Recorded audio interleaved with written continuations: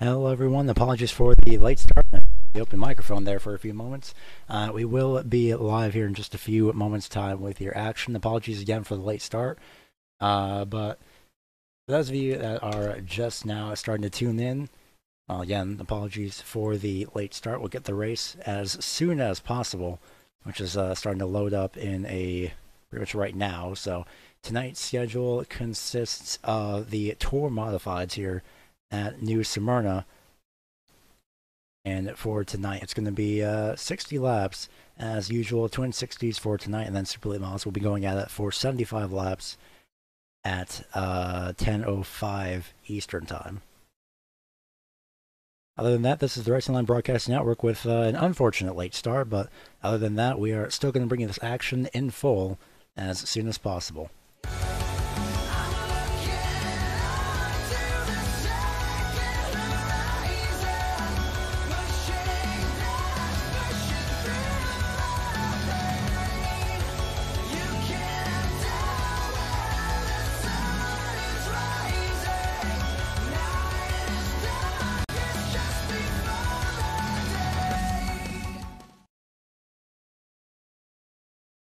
So once again, for about the probably fourth time at this point, apologies for the late start.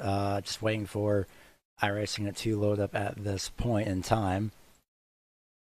But we will be live with the remainder of the 60 laps in the Tour Modified, so you definitely will not be missing the second race. And that is for sure guaranteed.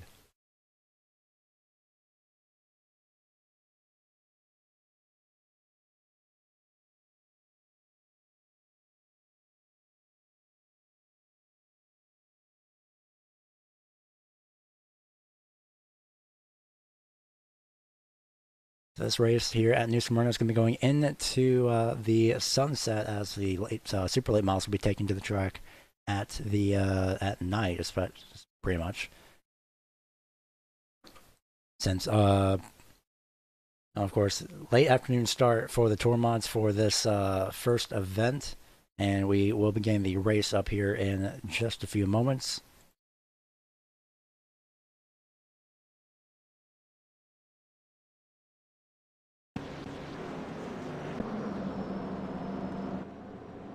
So again, apologies for the late start as we are back. So we're officially live. Looks to be under a caution for the first time, just about 4 laps into this event. So more than likely a first lap caution. And everything should be up. Welcome to the slightly new overlay as well. And we will get the ticker up and see everyone started here while we have the chance.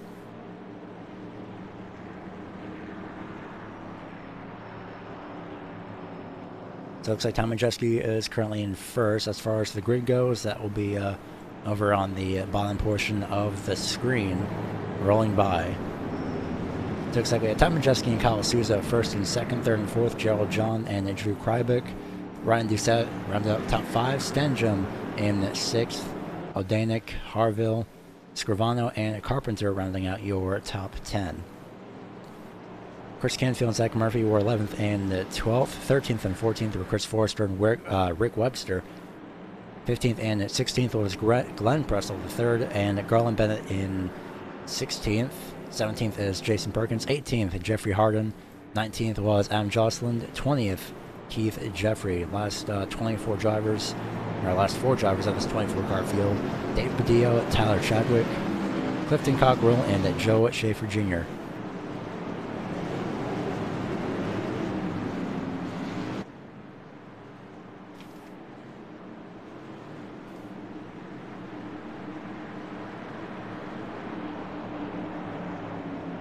So lights on the pace car are out, and the field is in control of Ty Majeski. Majeski comes off of turn number 4, bringing the field to the green flag, this time by lap number 7 of 60 underway. Side by side for third, and Krybick is going to fall way back on the top side as the 44 on the inside. Somehow, Gerald John hangs on to that. Doucette on the inside attacking for position number 4. He makes contact. He's going to get turned around. Same with Krybick off the corner. And oh, the 71 got a piece of it. That was actually no, that was the 71 that we were focused on. That looked to be the 21 of Cockrell. I got a piece of that. So second caution is out. We saw how it happened. There's actually almost another wreck in the back in the meantime, but outside of that, as we are working on getting the replay up, having a few technical issues. Off of the restart, here's what we all saw.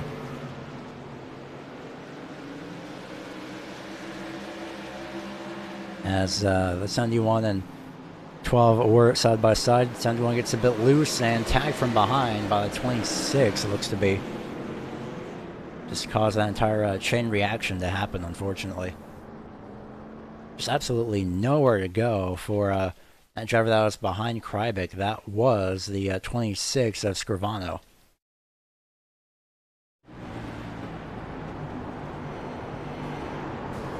He almost had it. He just didn't expect that to happen. More than likely expected Krybik to move up to the top side and out of the way of everyone else.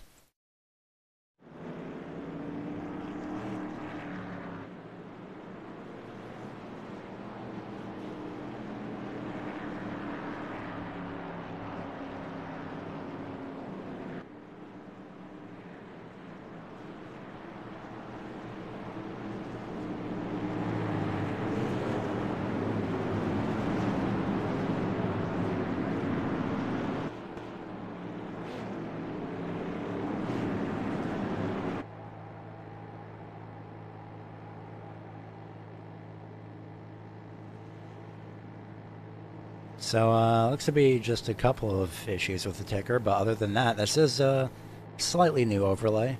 That's pretty much the only update that has been done. You see if that refreshes it here for a second. Apparently not. So some minor issues, but nonetheless, though, it still works, so there is that to look ahead for.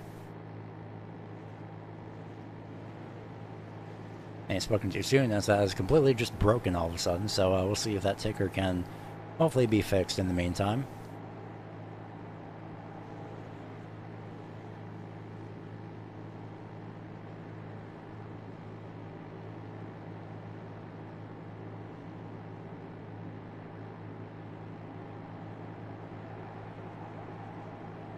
Green flag is about to fly. Once again, Tom Majeski in the lead. He's won in these modifieds before.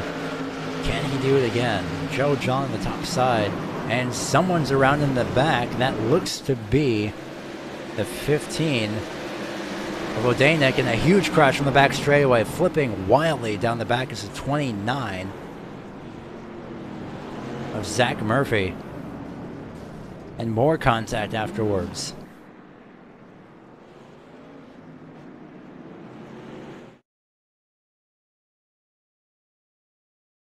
Just a whole slew of cars, and again, another whole chain reaction just from absolutely out of nowhere.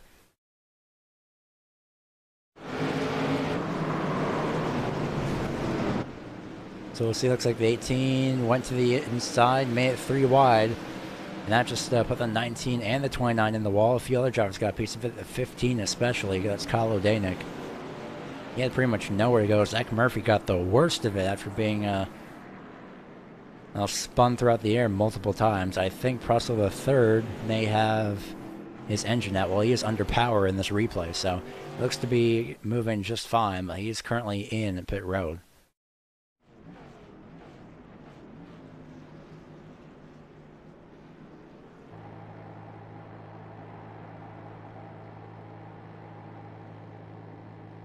Well, going to take a look at, see if the ticker can be fixed here.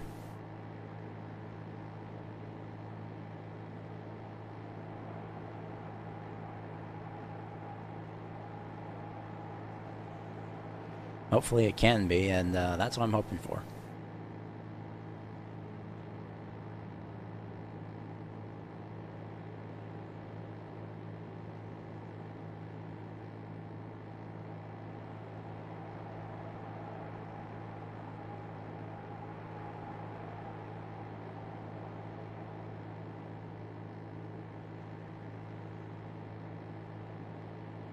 So pace car lights will remain on for the time being.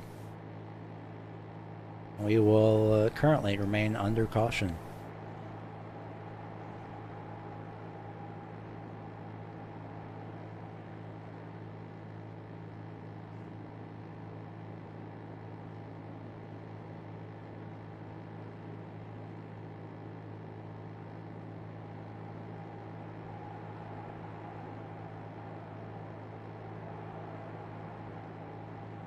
This time around, expecting the lights to go out. Possibly a single file restart is in the works, and it looks like we are staying single file.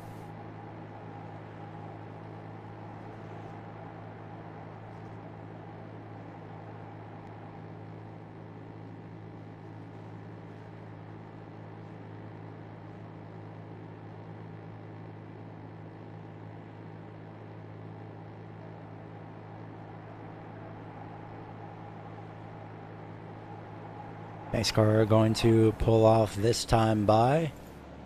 Green flag is back out. Time Majeski in the lead, and already Gerald John is on the inside trying to attack for that position. It's not going to work, however.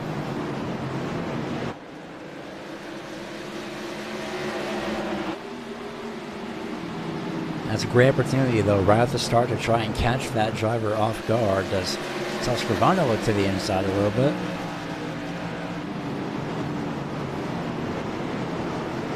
Jeffrey Harden in the 36. He's falling back on the top side. On the inside, however, it's going to be the 18 of Webster. He's going to try and find some way, but it's not going to work out as Chadwick and Stenjum both make their way up through the field.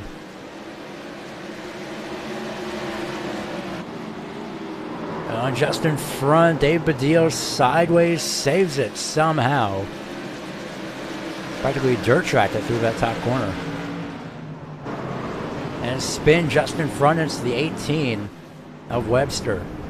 Oh, I think Badillo must have wrecked as well. Yeah, he did just after that caution had come out. That's when he was trying to avoid the wreck as well, just in front of him. So see what had happened here off turn number 4, heading into turn 1. And just called it way too soon, came right in front of the 88.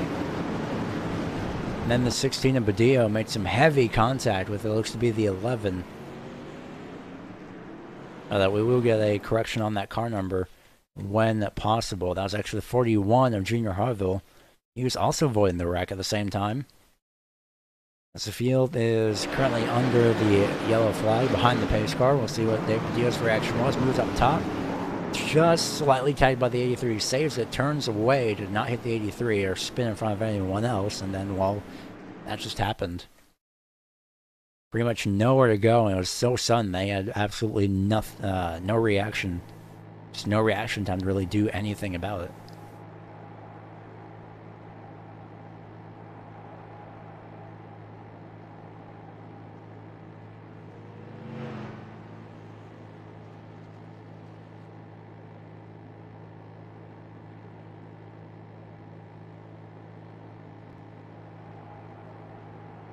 Just as a reminder, this is the EastWest.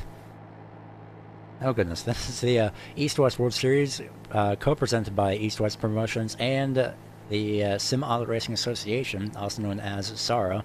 And this race is sponsored by T&T Family Investment, and they provide mobile homes for those, pretty much mobile homes and vacation homes as well for about 80 locations in Panama City, Florida. Currently working on fixing the problem with the ticker, which has been found, so that will be fixed here in a few moments time when the picture comes back up. And apologies for the loss of picture, but that's unfortunately what happens when you have to fix a few things while doing it live.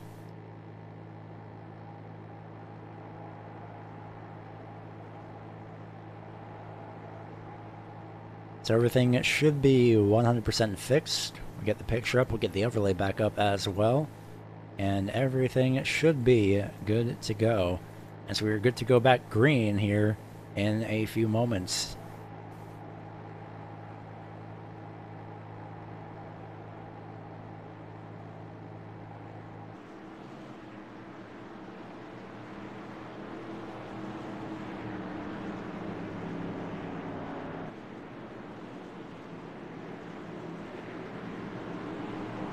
And unfortunately, the caution count is going to be inaccurate due to the overlay being restarted.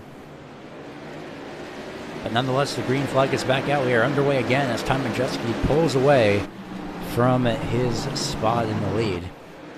Should I say pulls away from second place, which is Kyle Souza. A bit of a difference now on the racetrack as both of these, pretty much a few of these drivers have raced the Tour Mods at night. They're now racing them in the afternoon instead of at night. So it does give a little bit of variety as we just saw the 44 of Gerald John hit the wall out the corner.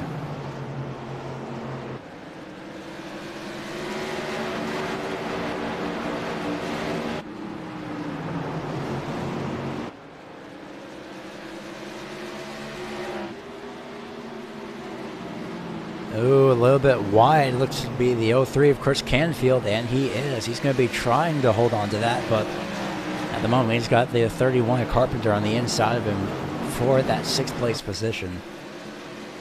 Somehow, some way, they're still side by side, but the 31 of Carpenter is going to come away with that. A little bit of a side-by-side battle in the back.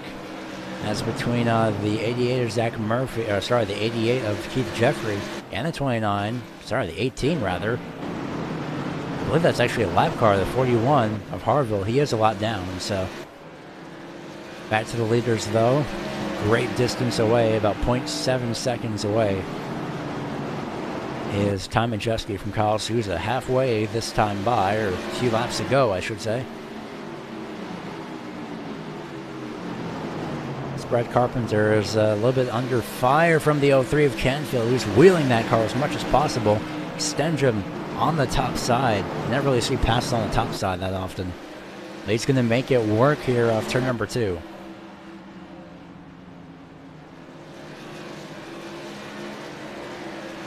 And barely gets to the wall off the corner, but somehow manages to make it through.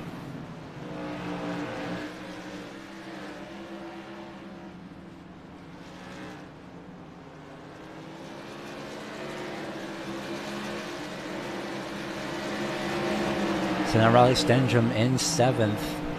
Going to be making his way, setting his sights on 6th place.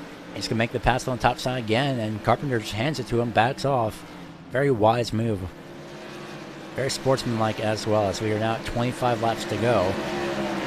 24 actually, as that just changed. So we could see Brad Carpenter fall back into the clutches of the 03 of Canfield here in a few moments. As far as the battle for the lead goes, where there really isn't one, as well, there's the gap for the lead right there.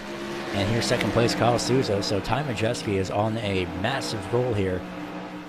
You can see the comparison, about 1.3 seconds between himself and Souza, who's just now entering turn number 3.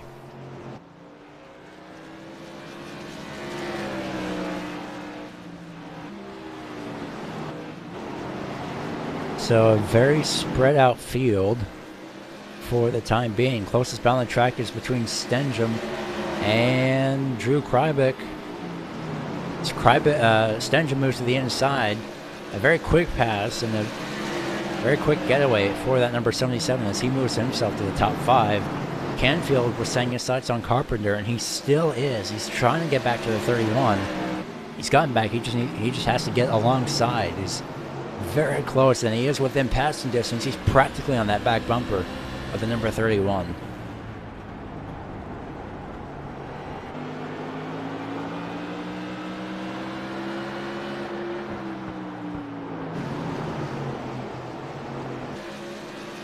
There goes Carpenter down to the inside for 6th place. To the inside of Krybick.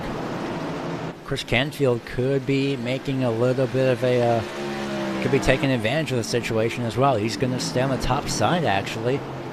He's going to almost loop it around turns 3 and 4. Krybick gets loose off turn number 4. The 03 and the 12 both get loose, and they still somehow manage to go side by side as the 03 finally passes Krybick. As far as the lead, once again, well, the distance is now 2 seconds. between Majeski and Souza. Souza is in second, third place. Gerald John, battle for 15th has quickly ended as Keith Jeffrey had gotten around the 21 of Clifton Cockrell. Side by side, finally Canfield gets beside Carpenter, but slides off turn number 4 to the point where he has to fall back single file again. Krybick, I believe I said Krybick actually the first time. That was Canfield that slid off the corner. L3 is really pushing it.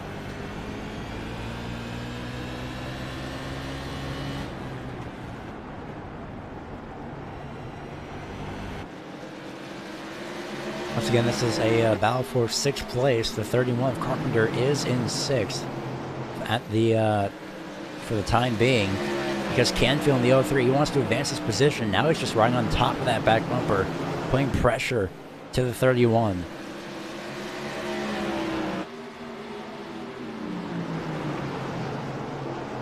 It slides again in turn 4. The 03 is really wheeling it.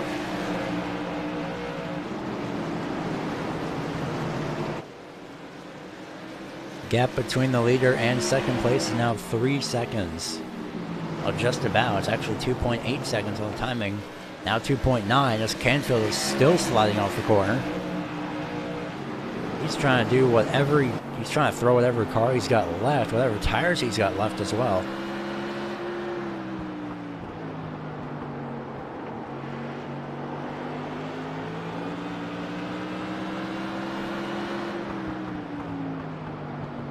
Trying to use the 29 as a pick to hold up the 03. It's not going to work with 10 laps to go at the start-finish line. Ty Majeski has successfully pulled away with this win as Krybick makes his way by the lap car. Third place, however, it's going to be Stenjum trying to make a move on Gerald John. Can't make it work, however. So closest battle we have on track is either between, well, 3 cars for 3rd place and 2 cars for 6th place.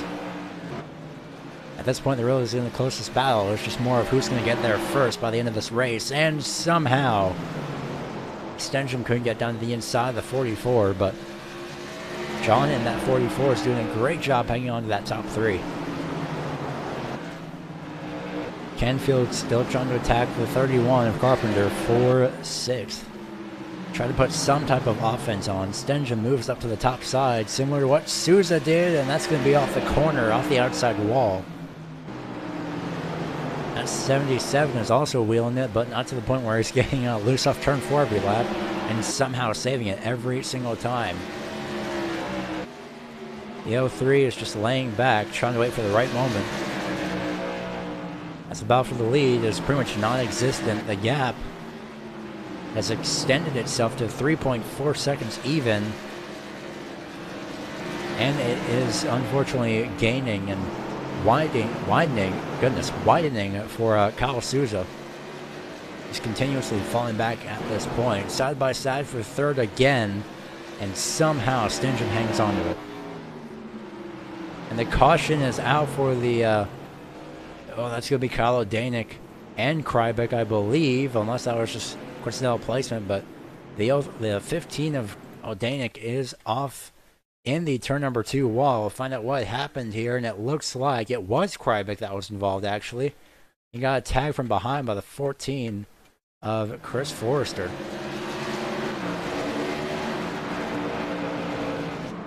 There's the tag. And, oh man, about 3-4 cars involved. The worst of the driver that's getting the worst of that was the 15. Replay from his onboard.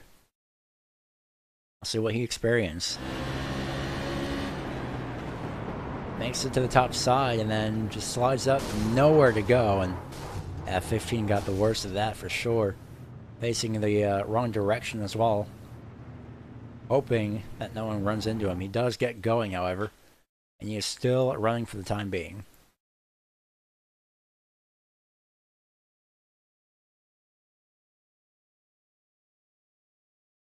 So that will be the race, this first race, however. As if we switch back over, we do have 2 laps to go here.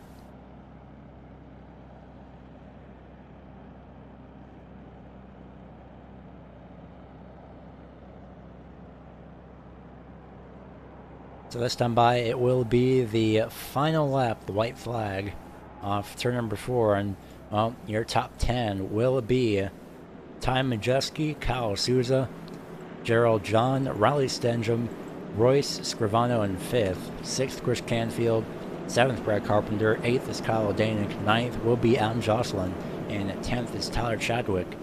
So the entire field, remember, is going to be, the entire top 10, I should say, the entire top 10 will be inverted.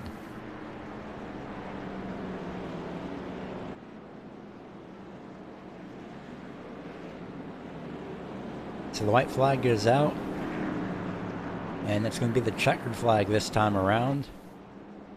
This time Majeski comes off and gets an easy win under the caution here. 5th caution, I believe, as well, at New Smyrna.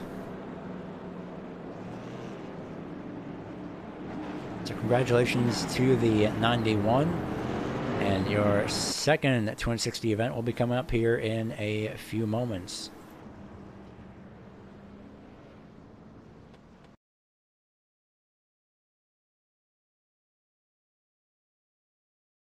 So 5 minutes worth of practice. We may be able to get an early word in here with Ty Majeski, but at the moment we will wait, as he's probably going to want to practice first and get this race complete.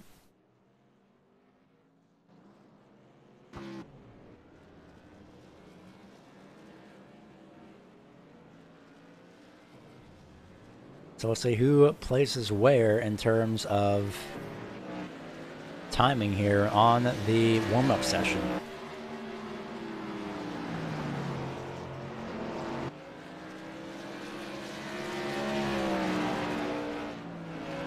We're going to ride on board here with Kyle Sousa for a few laps, provided he takes a few laps here. In fact, we're actually going to ride along with the 49 of Jason Perkins. See what his laps are like around New Smyrna.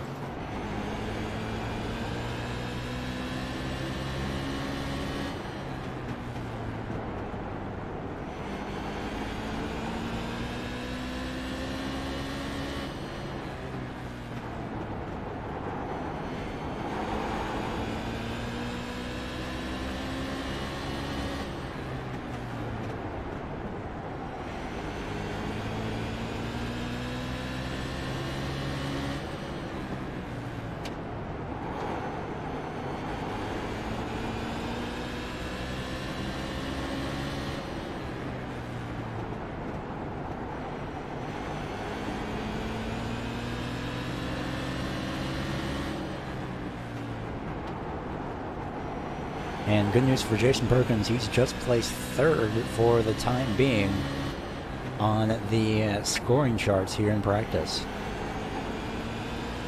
I'd like to thank everyone for tuning in as well over on YouTube or Facebook Live, over on the Somali Racing Association Facebook page. Look at Jason Perkins. He is wheeling that thing as much as he can, and he's doing a great job at it, I will say that. So he's probably not going to be the only one. We also have the 03, but I don't believe Chris Canfield makes it to this one, and he does not. So may have new Chris Canfield in the form of Jason Perkins, however. Oh, man. He's going to decide to pull off the racetrack for the time being. Smart move. Here's Ryan Doucette, and top side off the wall. That's the driver just in front of him. And then that was the number 50. Is that 30 of Garland Bennett? It's actually the font that messes that up just a little bit. Oh, Bennett goes way wide off turn 4, and look at the 71. He wheeled that thing off the corner. It's good enough for a highlight reel there.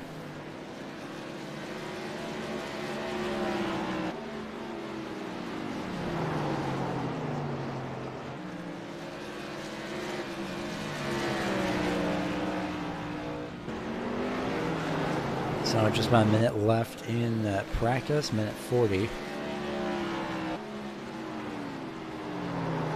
And we'll see who places where in the form of the entire other 14 drivers here tonight.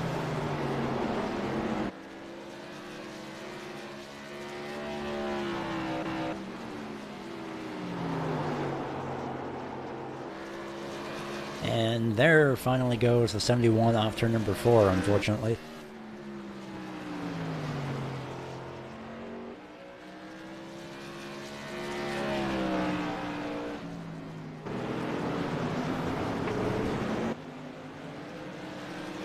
It's going to be an interesting practice session because it's in between where it turns day, or where it's in between the cooling down stages and the actual cooled down portion of the racetrack. So this could be playing a little bit of effect into some of these cars' handling.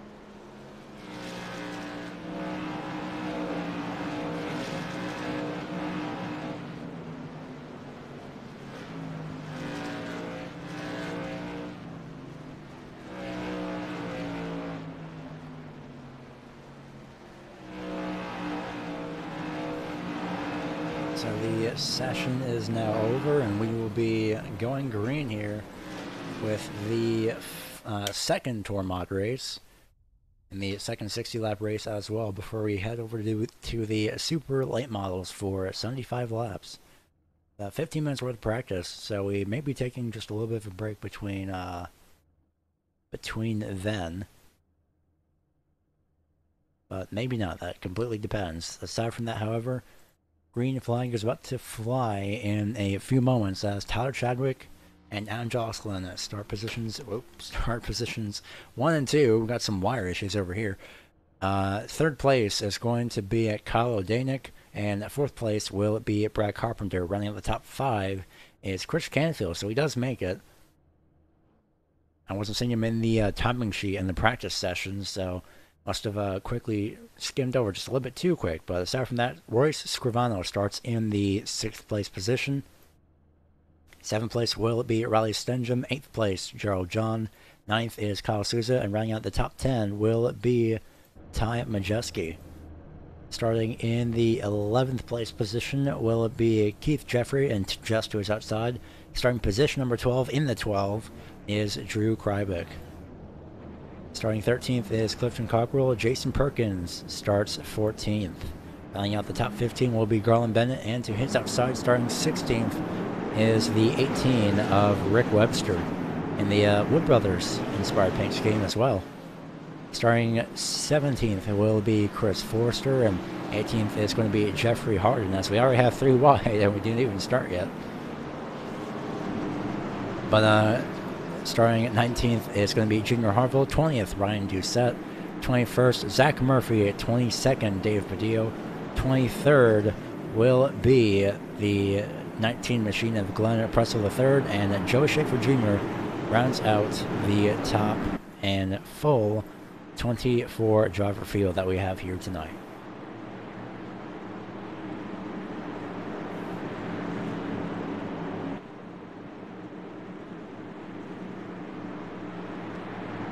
So pace car will get ready to pull off and put the field in control. The 09 of Tyler Chadwick. Green flag is out, and we are underway.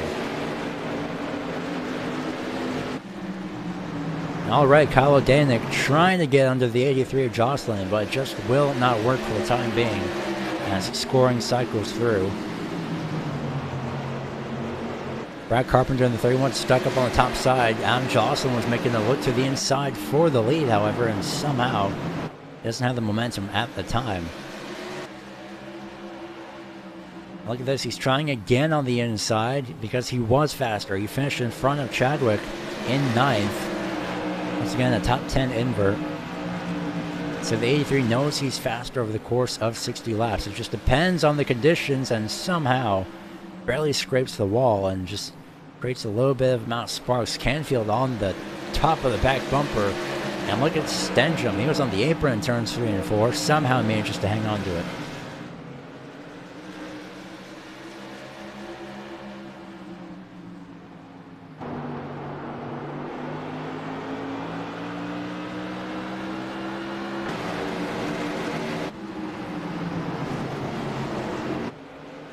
So Chris Canfield is going to be trying to hold off the 77 of Stenjum for the time being, but to the inside is going to go Ty Majeski, and he's going to get collected. He turns the 7 of Souza around. Now he gets, oh my goodness, he gets collected, so caution is out. Oh, more wrecking over in turns 1 and 2. That was an insane chain reaction, and that wreck started all the way down and turned just all the way off of turn number 4, and it somehow found its way over in turns 1 and 2. We'll get a replay on that as soon as we can. And this had all started just off turn number 4 here. Barely tags number 7.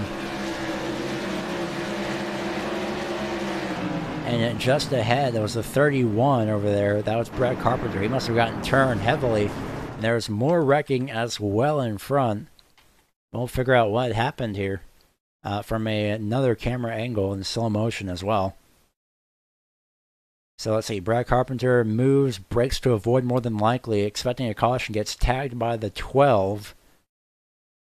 And somehow I believe it was the 19 that was involved. Yeah, they're there on the top of the screen, just making a little bit of contact.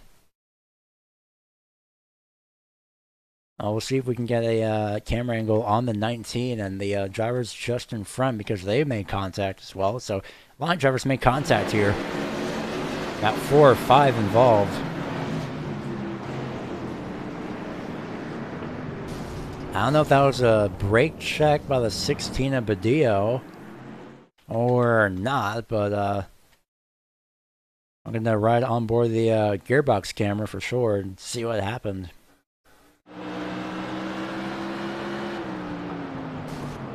Tag from behind. Yeah, he wasn't really avoiding anything, I don't think, so that was a little bit unnecessary on the part of the 16 just out in front. That's when he brake checked. We'll rewind it just a small bit further. That's when he was tagged. So Dave Badillo definitely not happy.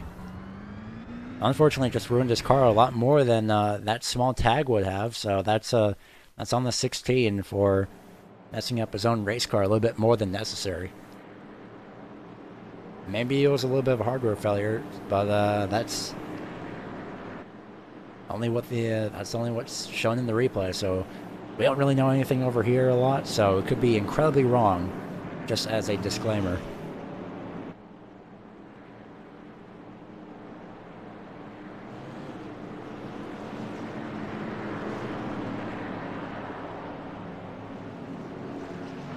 So pace car lights are out.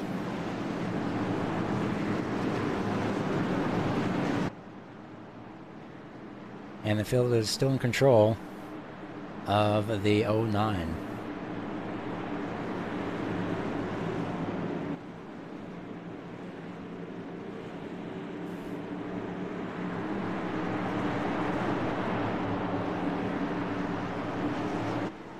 Race car is off, green flag back out, and we are underway. Chadwick with a great start, 58 laps to go. As Adam Jocelyn is immediately starting to put that 09 under fire. He won the second Tour Modified race last night. Can he do the same thing again? Canfield goes way wide, hangs onto him on the top side. That's going to force O'Danick to slow up just a little bit in that 15. On the low side at the silver and black machine. Scrivano barely manages to avoid the wall on the top side off turn number 2. We have 2 side-by-side battles, one for 4th, one for 6th as well. And both of those have settled out, and right when I say that, both drivers go straight back to it.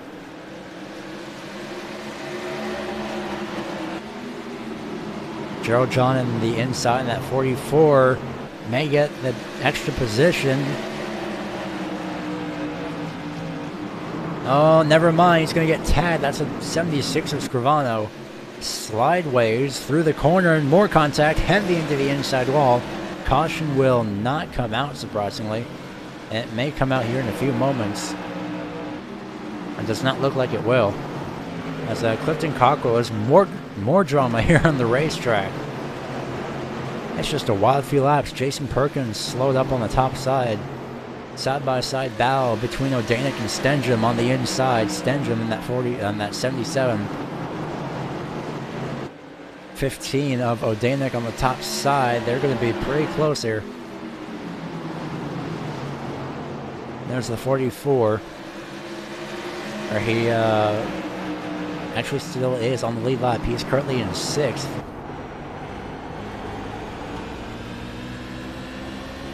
He's watching that battle for 4th place that has settled out to the 77 being victorious for the time being. Huge moment for Odanik. And Gerald John gets a free position.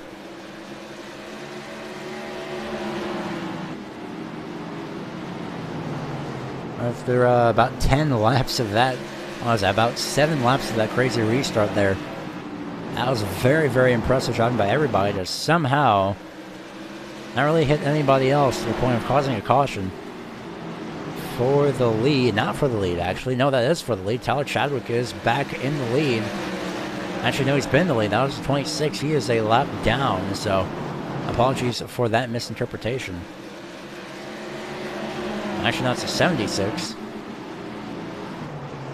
But nonetheless, though, still in the lead, it's going to be Tyler Chadwick. We saw the 03 get loose multiple times in the first heat. He is still getting loose. He is pushing that car as much as he can off turn number 4.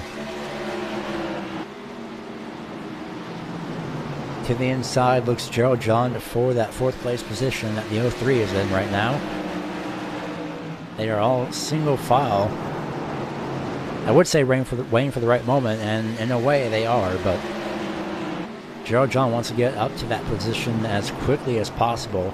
Meanwhile, Stenjum top side tries to get to the top side. He's going to try and get to the inside now. On the inside of the 83 of Alan Jocelyn takes over the lead. Jocelyn could be falling back. I think Canfield wanted to get, yeah, Canfield lets him in. And almost tagged from behind by the 44, who gets loose in turn 4, so he's not the only one. Canfield just a small wiggle off turn 4 as well. Everyone's getting loose off turn 4. It's either the wall or getting loose. It's one or the other. Sometimes it could be both. And yet everyone is still up here in the top 5. Battle behind, though, for position number 7, as Keith Jeffrey in the 88 gets around on the outside of Krybic in the 12. So Krybic falling back on the inside as Ryan Doucette's going to make a little bit of contact on the top side, but they both manage to keep going forward, and here comes Badillo on the top side. This could essentially send Krybic all the way to 10th, and, well, almost. They're battling for 9th place for the time being. The 16, well, in real time, is in 9th.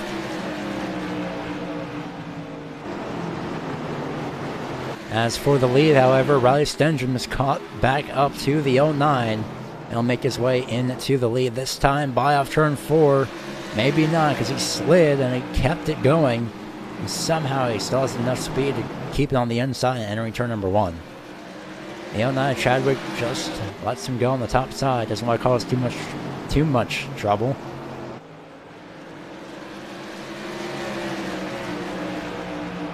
And just like that, Riley Stenjum has taken over his first lap lead. And that could be the most laps led as well. It's almost an even 30-30.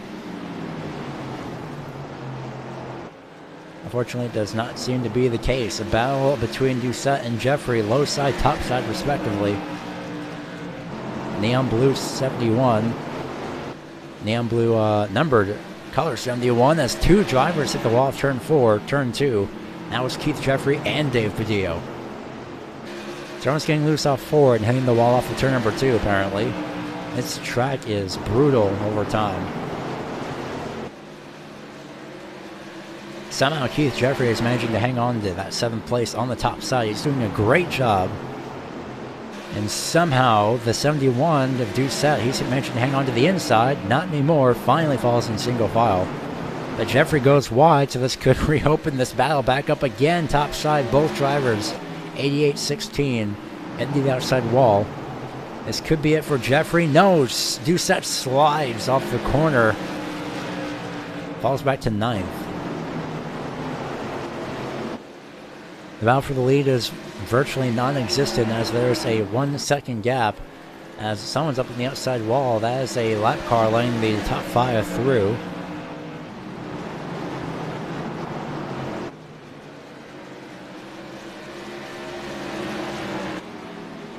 This race is pretty interesting for, well, interesting is an understatement. Look at Canfield, he's still sliding through in 4th place.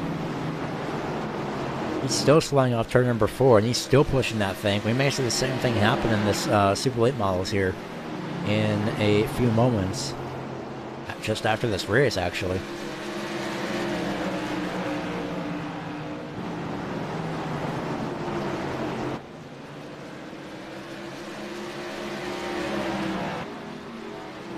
Side-by-side battle in the back. Maybe a side-by-side battle, and it is between Keith Jeffrey and Dave Badillo. Now it's just between Keith Jeffrey and Ryan Gusette once again. Dave Badillo is saying, you know what, I'm tired of you two battling side-by-side. Let me pass both of you, and you guys can continue battling. And they still are. Keith Jeffrey finally goes a bit too wide, and somehow he still manages to get back on the top side on the outside of Gusette. Oh, cut off, crossover. Can't make anything happen. That was an interesting camera angle there from the gearbox of the 16. From a cutoff to a crossover, trying to get to the inside, but I'm pretty sure Jeffrey didn't want to dive it into the corner and accidentally take out the 71 in the process. It's a very sportsmanlike move there. It's not really push it too much to the point where you're taking yourself or somebody else out, or a combination of both.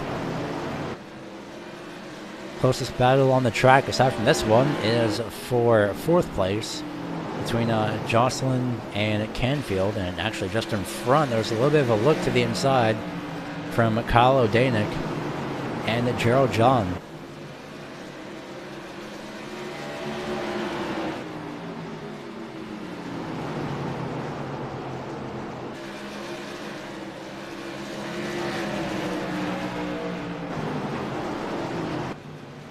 So your top, well, not exactly your top 3, but more 2nd, 3rd, and 4th are all pretty much within a blanket. More especially the 83 and the 06, or 83 and the 03. As the 09, Tyler Chadwick, he wants out of that blanket, and he wants to get away from those two and keep his 2nd place position while he still has it. He wants these two behind him to battle side by side. That just may be happening in a few moments as the 03 again gets loose. We're just going to be seeing this every single lap, essentially, from Chris Canfield. Everyone else is all single file for the most part throughout the entire field. No side-by-side balance going on as of yet. 15 laps to go for Riley Stenstrom at the line. Tyler Chadwick 2nd. 3rd is Adam Jocelyn. 4th, Chris Canfield. And 5th, Gerald John, with 6th, 7th, and 8th all directly behind him.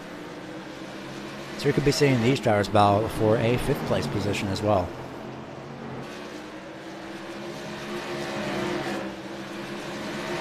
Well, I said it, I almost called it, but 15 of O'Danick doesn't have enough time, as the 16 is going to be saying, you know what, you have fun on the inside lane, I'm going to take the top side, and he's doing a great job running away with it. Oh, almost contact off turn 4, that's going to force the 16 into the top side.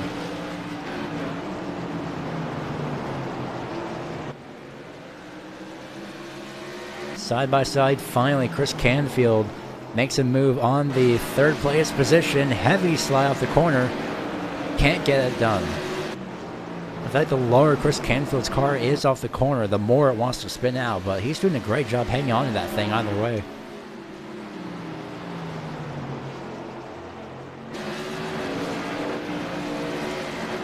So back to the 5th place battle, which is now a 6th place battle between O'Danick and the 16 Badillo, who decides to take the low side this time.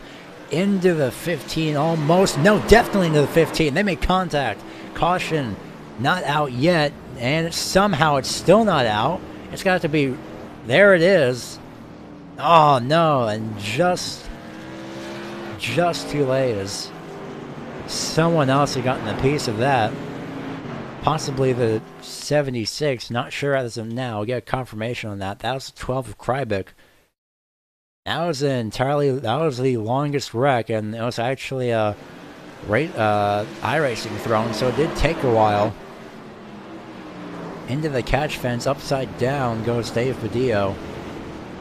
And then here comes the 12 of Krybik at the last second. Just nowhere to go. The 15 had a, for sure, wild ride, though. And a very wild in-car camera angle.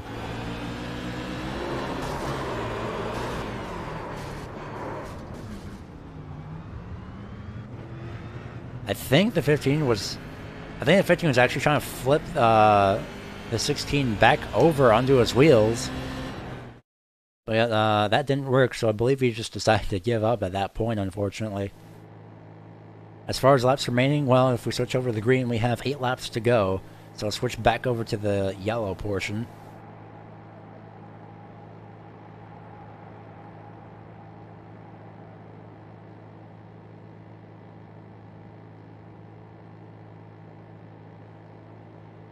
So 7 laps to go, so if this is the 2 laps to green, we should be getting the green with 5 to go.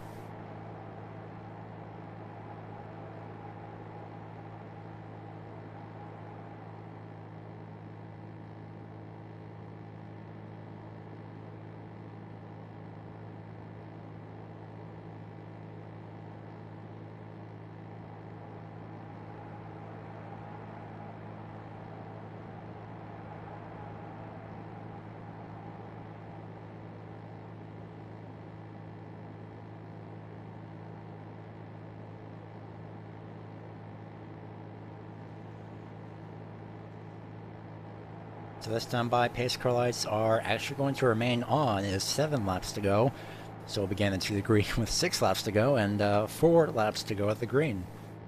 I may have that incorrect. Just going to double check this real quick. Yeah, 5 laps to go, we'll get the 1 to go, and then we will be going green with 4 to go.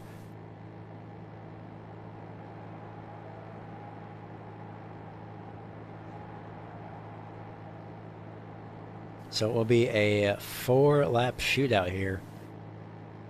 Coming to the green. Double file, no single file as well. There weren't that many cautions, so it is understandable to have a single file restart.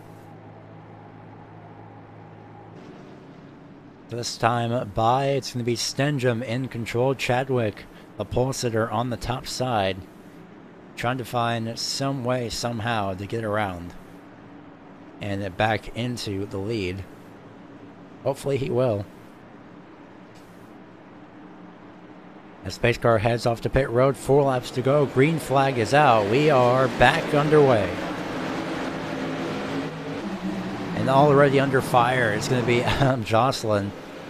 Adam Jocelyn playing the offense early on the 09 machine of Chadwick, and Chris Canfield's all over the back bumper. Everyone wants to get by that 09 machine, and who's holding up that top side is Canfield's bump drafting him down the back straightaway, front straightaway. I believe he bumped drafting down the front straightaway too, and the 44 is going to get turned as there's going to be a huge wreck on the back here. Caution is out, and Stenjum will come away with the win on the 3rd caution. Someone else is on their roof again in turn 3. That is the 44 of Gerald John, as the 36 of Hardin is involved. Krybik, trying to avoid, is also involved. Multiple drivers involved with 2 laps to go this time by. It's going to be the white flag. I'm going to take a quick look as the field is definitely under caution and slowed down. Well, we saw it happen how it did. The 44 got hit by the 03 who, as Canfield hit the wall on the... Oh my goodness, off of turn number 2. 29-12 was actually involved already. 44, I believe. That's a 41 who was involved. That is Junior Harville. As the white flag is out now. So we will head back live and watch Riley Stenjum take the checkered flag this time around. So Riley Stenjum comes home with your 2nd race win. Tom Majewski came away with your 1st one, and we'll be interviewing them in a few short moments. They'll not be having a caution break as well.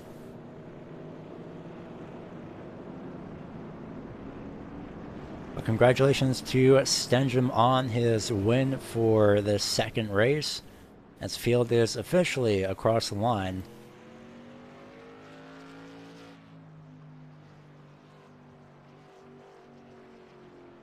And we will take a look at your finishing results. Stenjum, Chadwick, Jocelyn, Jeffrey, Doucette, O'Danick, Harville, Bennett, Canfield, and Cockrell all come away with your top 10.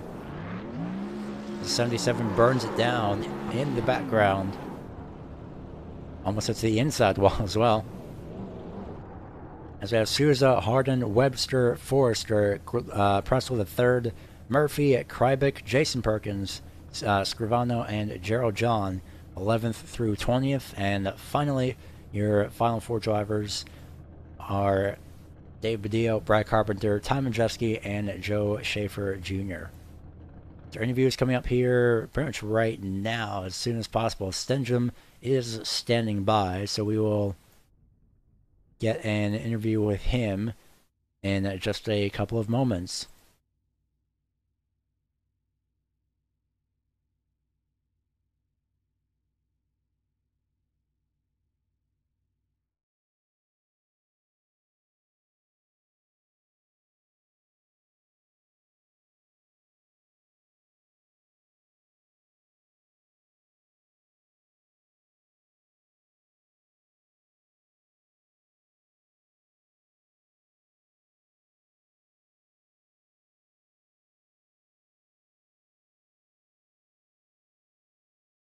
And we're here with the race winner, Riley Stenjum. Not the first time that he's won this, but definitely the best time. I believe he won the second race last night. I don't know. There's been so many races to this point where just overlaps. But nonetheless, congratulations on winning. How is the car handling at the at sunset as compared to the nighttime? Tonight we were free both races. We weren't the best we needed to be. I mean, I kind of dug us a hole qualifying 7th. I missed the adjustment there. And then I dug another hole when I got myself sent to the back for spinning Joe Schaefer, so I want to apologize to him for that. I obviously didn't mean to do that. We were able to get back to 4th in the first one, and then this one we were able to pick up the win. Yeah, it's amazing to see that you have picked up another win again. So, what are you looking forward to in the super late models in a few moments? It'd be neat to see how we stack up to Majeski. He's going to be the car to beat tonight, I'm sure, like he always is. So we need to see how we stack up to him. We made a couple adjustments today to help us a little bit on the long run. So we'll see if we can get it a little better there and hopefully maybe pick up another win in the 75 lapper. Well, we sure hope so as well. Before we let you go, anyone that you have to give a shout out to or thank for your race win? Yeah, once again, everybody at Wolfpack Motorsports, all my teammates, and then Mark Logan and Ed Clark were on the roof tonight helping me out. So thanks to them. All right, we're going to go ahead and let you go. Congratulations once again on your race win here tonight. Thank you very much. So that was Riley Stenjum, your race winner for tonight, for your second race, I should say, and your actual second race in the Super Late Models will be coming up here in just a few moments' time. It'll be right back. Congratulations to Riley Stenjum on his modified win. We're going to have 75 laps in the Super Late Models up next. Don't go anywhere, as this is the Racing Line Broadcasting Network.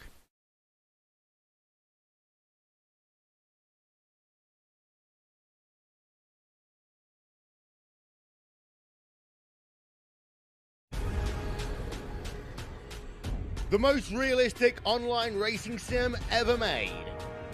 This is iRacing. Detailed laser scan tracks, fully dynamic real world cars, and over 50 series to choose from. 6 online world championships offering over $100,000 in annual prizes. This is the original eSport racing game. This is iRacing.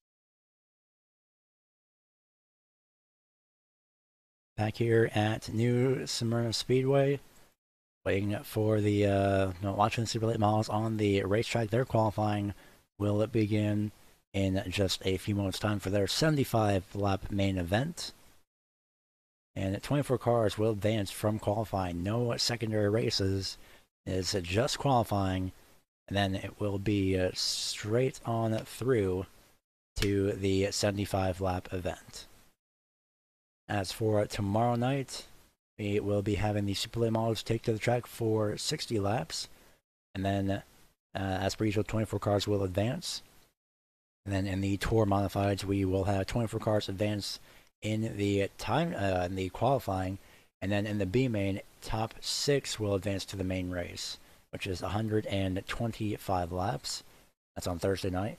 And then Friday night Tour Mods go for their final 60 lap run, 24 cars advance.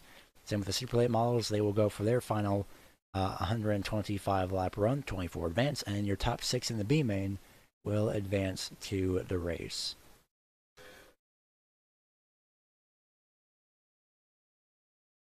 So practice about to end in about not even 3 minutes actually. Must have called early, or I'm looking at this time incorrectly.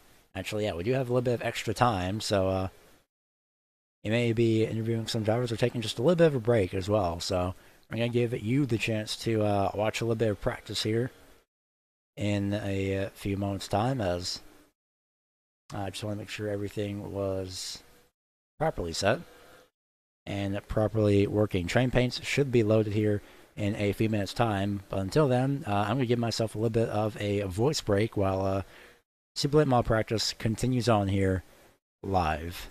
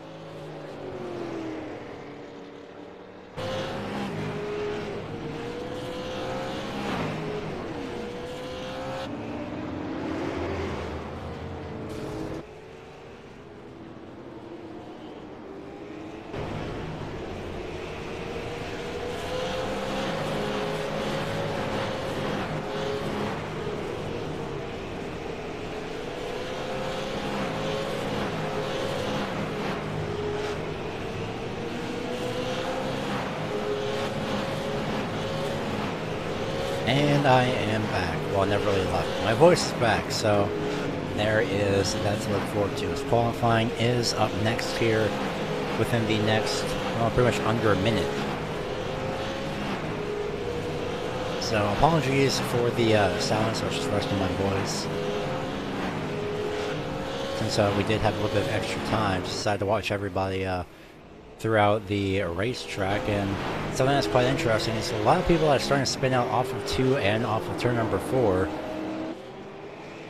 It's going to be quite interesting to see what happens during qualifying and who can set what time and who can survive for all 75 laps that we have set up for tonight.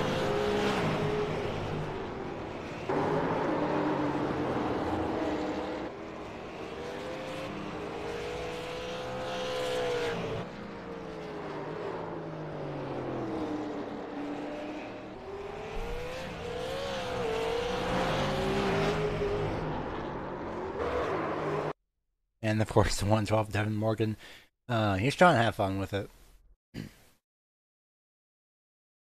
So, who will blink first? Is it Kyle Souza? Yep, Kyle Souza decides to blink first, so we'll see what he does during qualifying.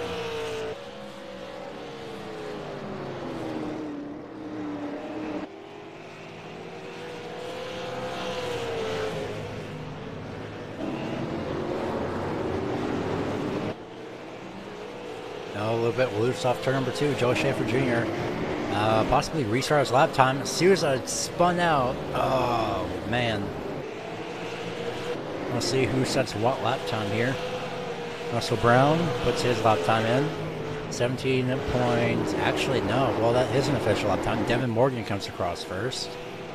Russell Brown Jr. is making his second lap time as Stenjum takes over the lead. Oh, loose and hard into the wall of turn 4. He was really pushing that. Kyle Souza on his second and final lap. Let's see if he can get anything out of this.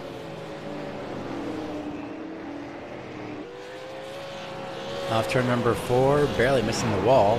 And he will place, for the time being, 11th. Dallas Pataska top side, not the ideal line, but it could work. Find out where he ends up at the line. An unofficial lap time. That was actually his out lap, his warm-up lap, essentially. So now he gets started his official qualifying time. Find out what he puts up on the board this time by.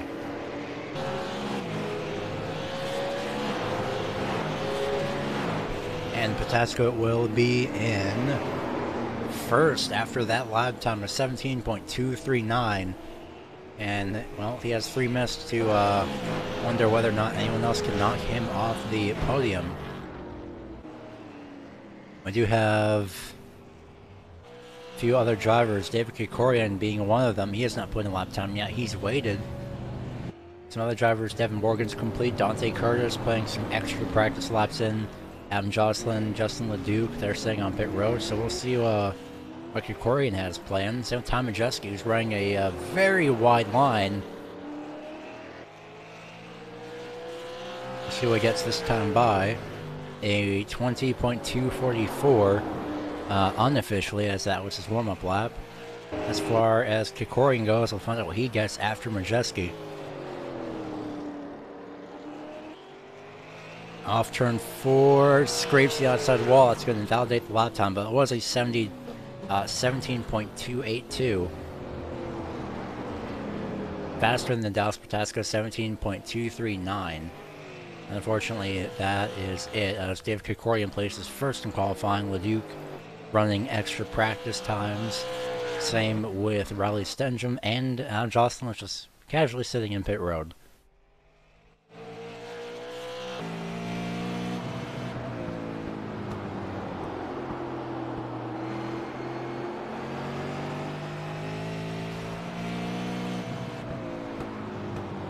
A bit of a wall scrape from Stenjum off turn number 2 there. That's why he's running these practice laps.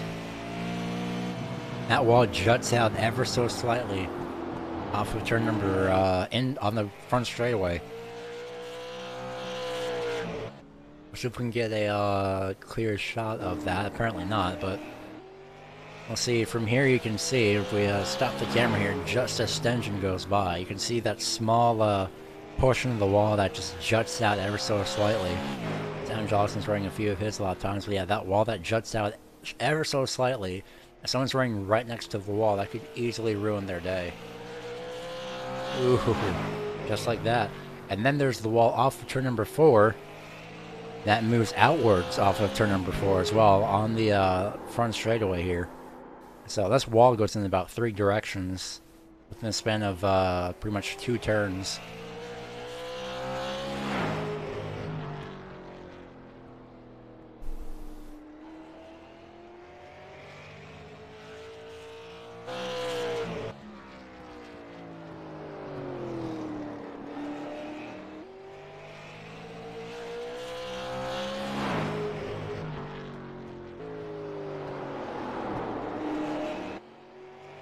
So 75 laps are up next. I'm going to see who places where at the end of this one.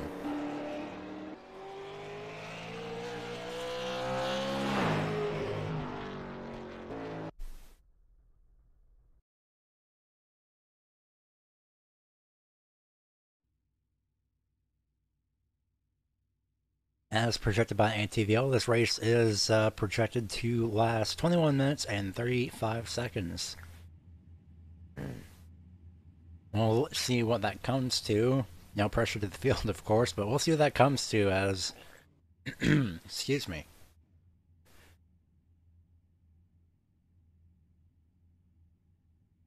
Right, so now we will see what happens here as we have the Super Late Model main event here tonight.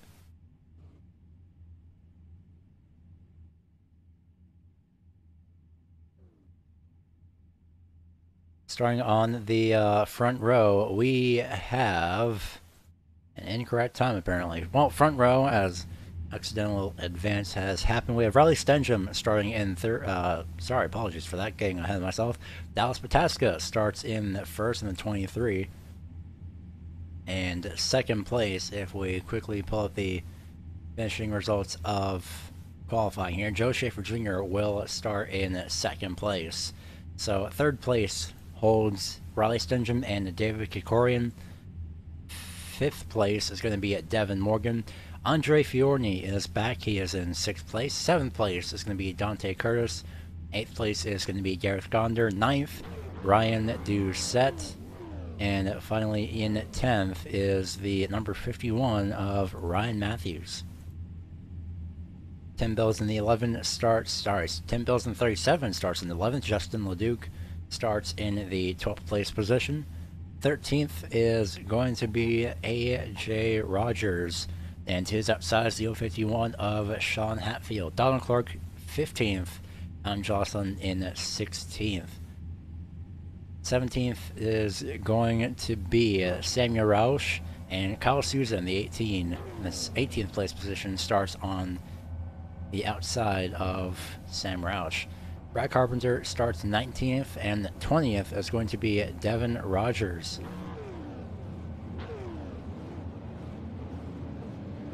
The other three, Chris Canfield starts 21st, 22nd, unofficially Chris Forrester, as he did not show up for the grid. 23rd is going to be Keith Jeffrey, and 24th is Russell Brown Jr.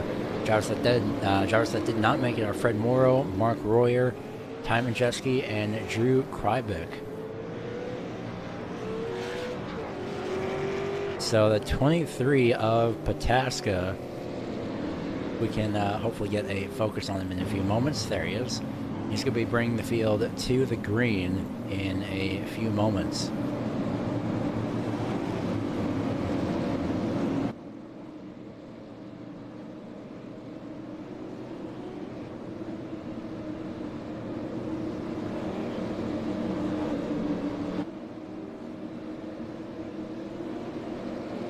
$75 laps, just over a scheduled projected 21 minutes.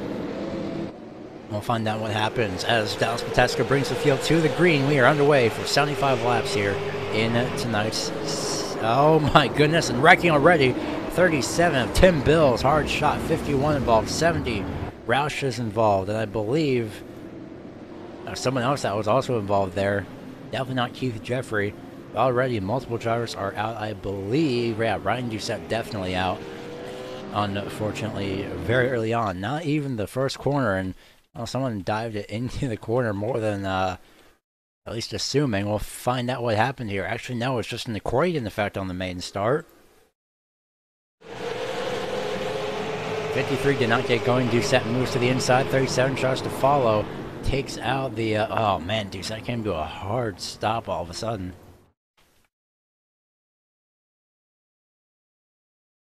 But the 51 was also a victim of that wreck as well. That's Ryan Matthews, 37. That is the driver of... that's the vehicle of Tim Bills.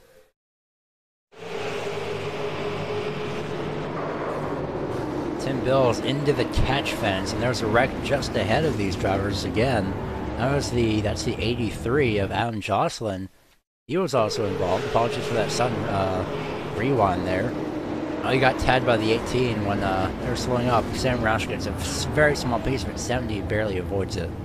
Now it's Russell Brown Jr. in the 70.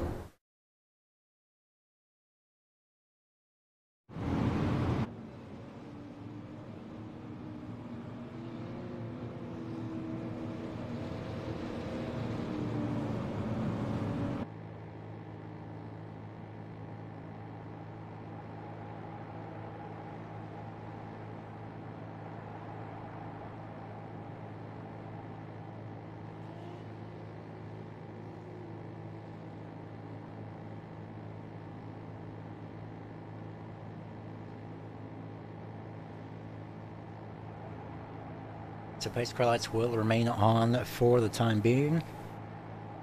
And we will wait to see when the lights will go out on top of the pace car and around the racetrack.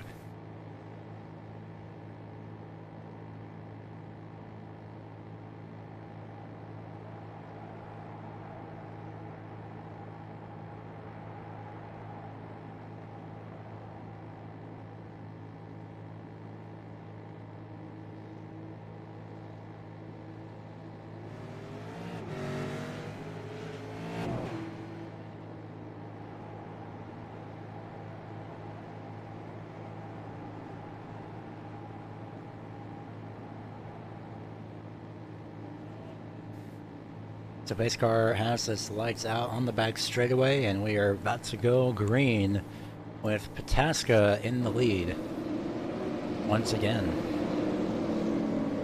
Schaefer Jr. top side, he just can't get a break from finishing anywhere but first, apparently. Green flag is going to be flying here in a few moments. Apologies to Schaefer Jr. for that, but hopefully he can get a redemption here. He qualified second. He may have the momentum for first as this race goes on. Fifth place, Devin Morgan tries to make a move on fourth of David Kikorian in the 66. Not going to work, however.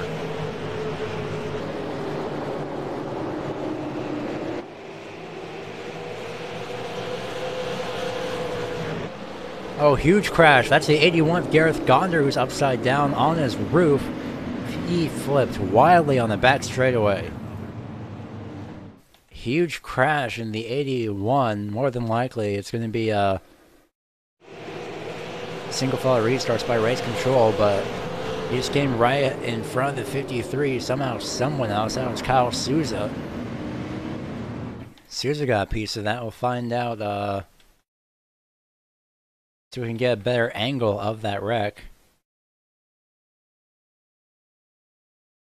We have Gareth Gonder here on the top side. I don't know. So we can get an onboard shot from the 53.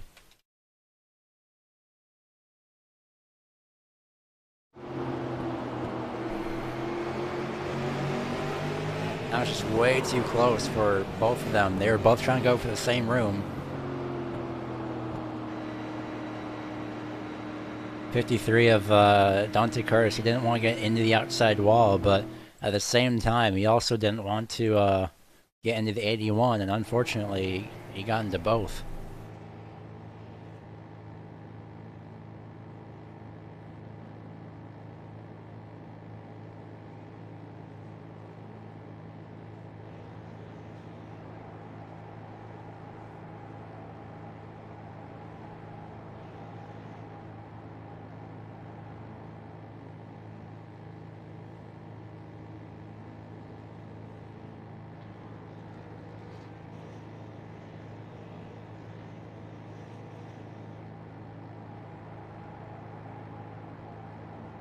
So just as, excuse me, just as a reminder, keeping hydrated over here. This race is again sponsored by T&T Family Investments.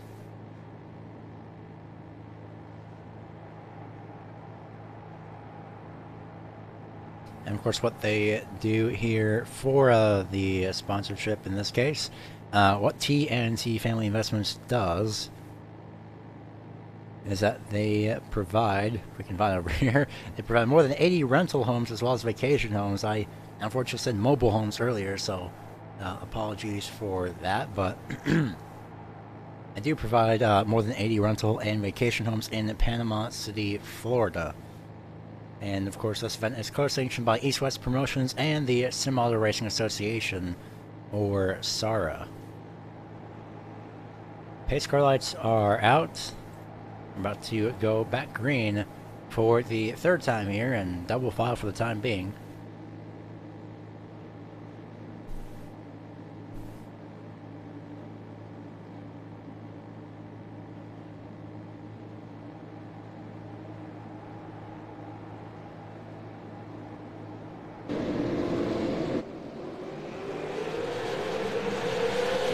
This green flag is back out. Stendham not making any time wasted whatsoever. He's going to try and get past the 66 of Krikorian as soon as he can, but for now it's going to work out. But Krikorian trying to defend that position on the top side. Here comes Devin Morgan now trying to attack, almost gets hit. A 66 of Krikorian. He was trying to avoid the wall. 112 moves low just in case.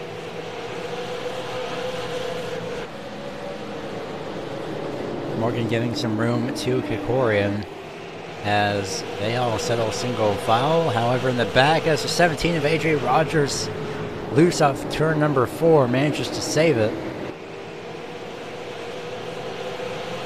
Donald Clark and Kyle Souza battling side by side for 10th place.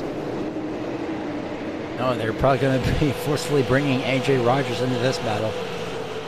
Look how close they're getting. Donald Clark almost around the door of the number 7 on the front straightaway. As they will remain side by side for the time being.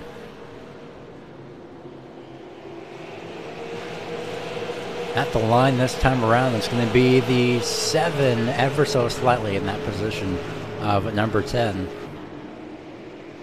Samuel Rush getting a great view of this battle just in front as they make contact off turn number 2. Souza, I believe, got a piece of the wall, or that's just the backfire from under the machine. And now Samuel Rush wants in on this. He wants to try the top side.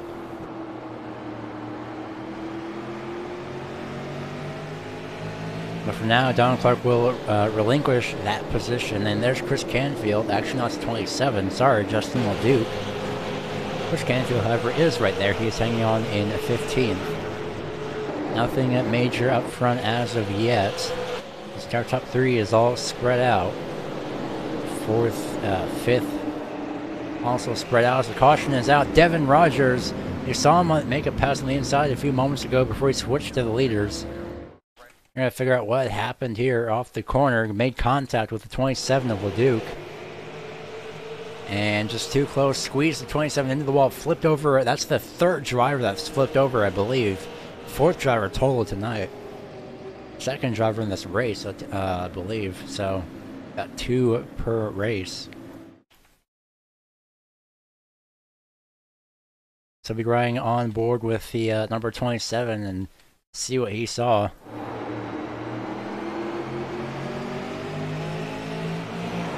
I can't really tell from that angle how close LeDuc was to the wall, so we'll take another look at it. He did have a little bit of space, but it is understandable that 25 would try and squeeze him up into the wall and try and get some positions gained. Not quite literally squeeze into the wall, but just enough to say, hey, I'm over here. I'm going to take this position away.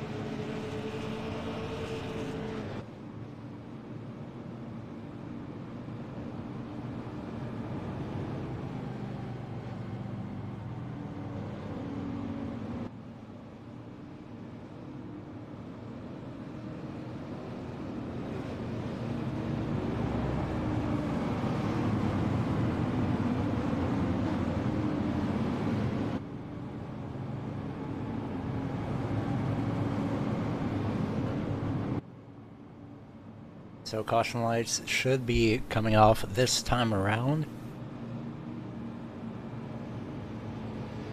And we will be going back green once again.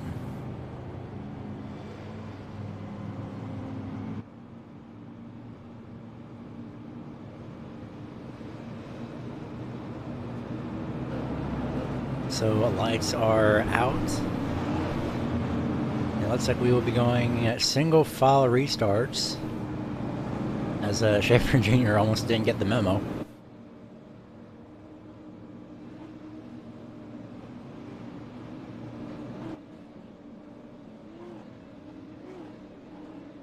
So we'll see who places where in the single file restart, as the pace car will be pulling off into pit road this time by. We'll be going green once again. Off turn number 4, Pataska in control. Second, Schaefer Jr. 50 laps to go here tonight.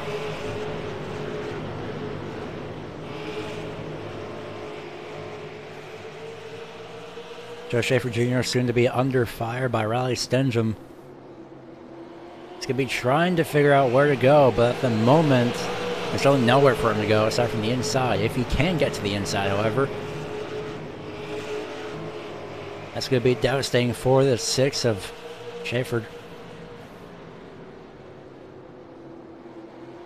Meanwhile, Dallas Pataska is pulling away in the lead just at the bottom of the screen. Meanwhile, back, oh my goodness, I think I just saw Samuel Rush a little bit sideways off the corner. Dirt tracking it sideways. Just ever so slightly. So these cars definitely handle differently at night as compared to, whoa, I think Pataska was a little bit sideways too. Everyone is starting to get a little bit sideways again.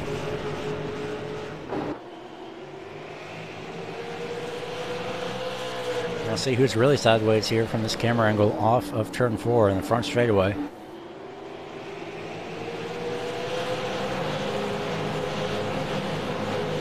It looks to be absolutely nobody. So for the time being, everyone manages to hang on to it. The top 3 is Dallas Pataska, Joe Schaefer Jr. in second, third, Riley Stengham. Devin Morgan's going to join into this battle in 4th place, and 5th place with a little ways behind him. The little ways behind that Devin Morgan is David Kikorian in the 66.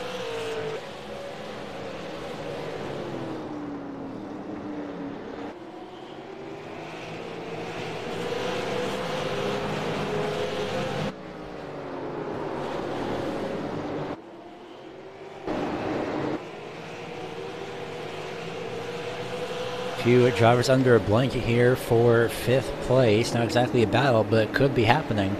It is David Kikorian, Andre Fiorni in 6th, Dante Curtis in 7th, 8th place will be Sean Hatfield. Samuel Roush going to make a move up to the 11th place position, almost makes contact with the 18, and somehow Don Clark manages to survive for the time being as Samuel Roush slides up again. Trying to get that car to handle the way he wants it to. At the moment, though, it's not working out exactly how he wants it to. But it's handling pretty good from over here. So, nope, never mind, as he gets loose off turn 2. And he still advances a position, so in that case, it could be handling great, just a little bit loose. But other than that, Sam is really wheeling that thing. He's taking over Chris Canfield's job of wheeling the cars off the corners here. Still a bit loose is Samuel Roush. We'll see if we can see what his hand movement is. Bottom left-hand side. Sorry, bottom left-hand side. We'll see what the red tape does. Seems to be pretty fine for the time being as Samuel Roush gets by Donald Clark. Zoom out here just a little bit.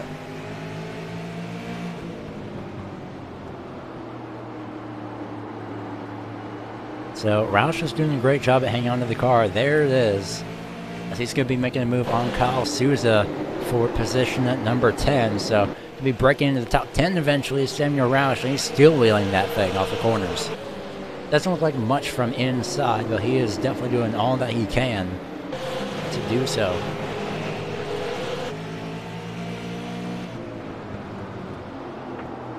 In car from Justin LeDuc.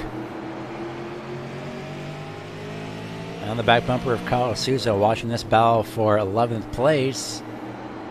Clark makes an avoidance, and caution is out. Keith Jeffrey, not the one that's, not sure what that was, actually.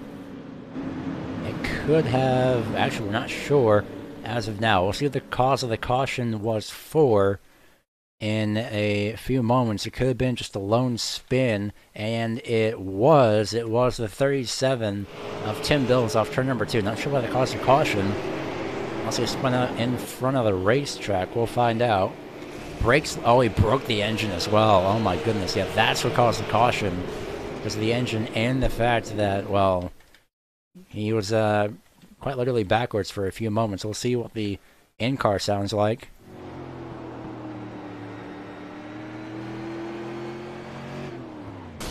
It just broke loose and just pretty much exploded.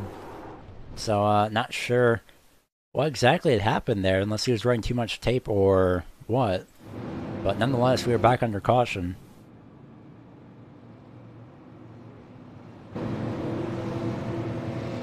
So we'll see how many laps we have remaining. Almost 30 laps remaining.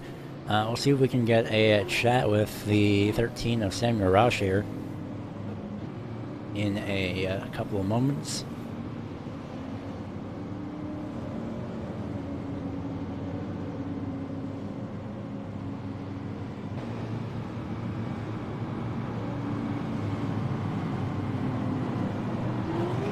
Sam Roush, do you have us?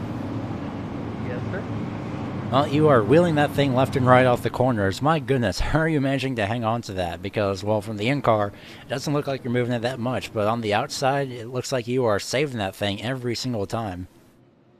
Yeah, it's just really hard to pass here at New Smyrna. The car is really, really good when it has all the racetrack. It's a little snug. As a result, though, when I'm under someone, try to not dorm up the racetrack and have good racing. I'm having to put a lot of wheel in the center of the corner, which is making it kind of snap loose off. But just trying to use a little throttle control, but also get the position. It's not terrible, just need a lot of racetrack. Yeah, it definitely is doing... Well, you are managing to hang on to it, though, so props to that. We're going to go ahead and let you go early on, so good luck in the rest of this race. Yeah, appreciate it, Gary. So that was Samuel Roush, once again, driver of the number 13. He's trying to hang on to it. It's just the fun portion of the setups, essentially. But he is doing a great job for the time being. I'll mention hang on to it. You did hear him say, however, that it's pretty hard to hold it on the inside. He just needs more racetrack. Well, he may get more racetrack here because we're going to be restarting single file once again.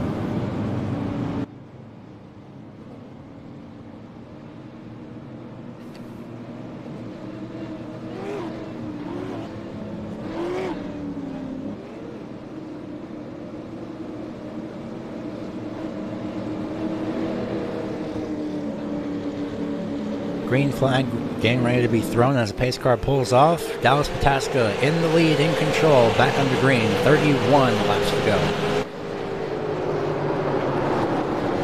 Already we have a huge, a bit of a pack forming here, but essentially everyone is quickly single file. Could be seeing a move for position to number 8.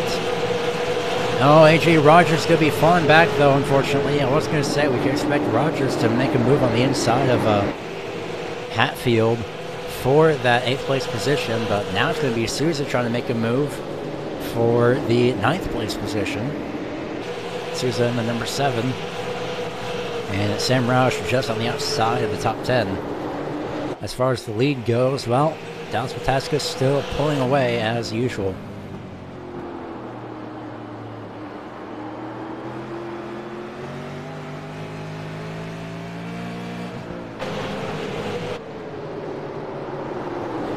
Nearing 25 laps to go as Devin Morgan is setting his sights on the 77 of Stenson just in front of him. Rogers trying to hang on to 9th as much as he can. Kyle Souza in the 7, though, as we ride on board with him, he may have other plans. And he will. He's going to move to the top side. That's going to leave the inside open for the 13 of Samuel Roush, however. Top 10 battle. Souza lets him on the inside. Doesn't even try to protect that inside lane. So move the 13 into the top 10, shove the number 7 about 2 positions out for the time being. Because he's going to have to battle a heavily damaged front end of the race car on the inside. As far as the top 4 goes, well, 3rd, 4th, and 2nd, 3rd, and 4th right here in this one shot. First place, well, he's over here, and that's Dallas Pataska, 0.5 seconds ahead. I was about to say 0.4, and that just changed. There's a difference in the middle of the screen. As Devin Morgan is all over the back bumper of Riley Stengham. But now he's not. He's backed off for the time being. 24 laps to go, coming to 23. You can see how close Morgan is. He's trying to do whatever he can do to get to the inside. Put a little bit of pressure in the mirror. Fill that rear view mirror up. Put a little bit of pressure on that 77.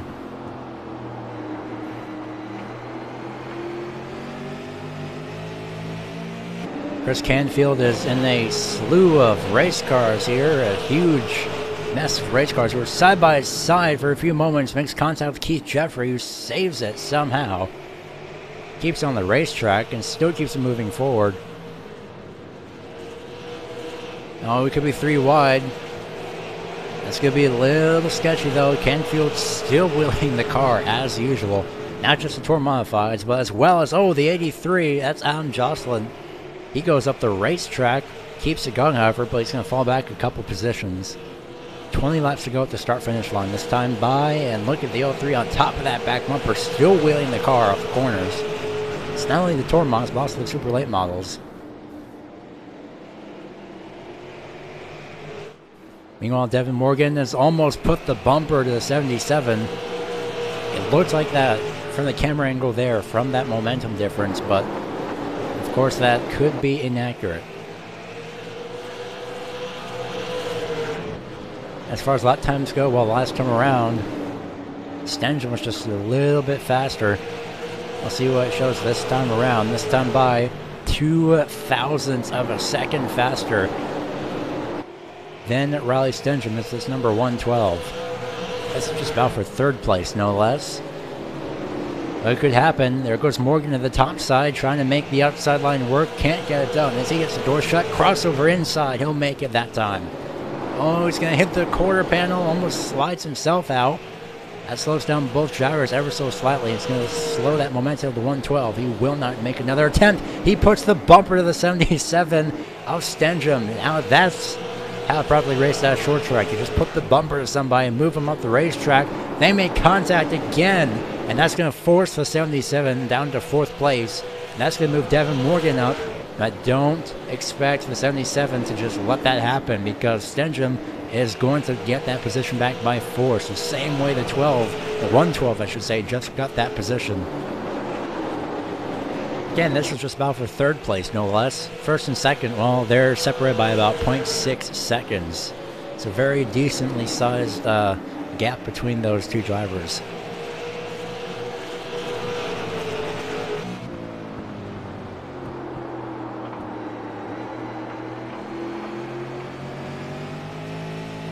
Usually see the bump and run at regular NASCAR circuits. Well, oh, caution is out. It could be for Russell Brown Jr. We're not sure, but he is damaged and in pit road, so we'll get a confirmation on what that caution is for.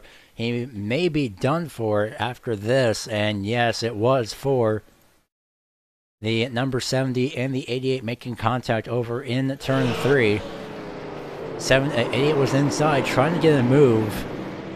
Unfortunately, it was just too late, and somehow, some way, the 31, that is Brad Carpenter. He got the worst of it. Both drivers just stop on the racetrack just to make sure that they're out of line. So this is going to pay for a pretty interesting restart here.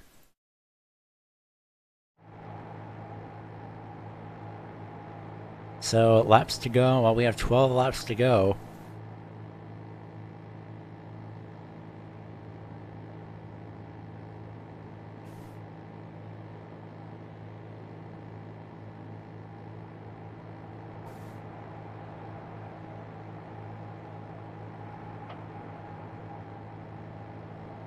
And as usual, with a little bit of a rule of iRacing, an unwritten rule rather, the point of no return is 5 laps to go or less. When the caution comes out, the race is over.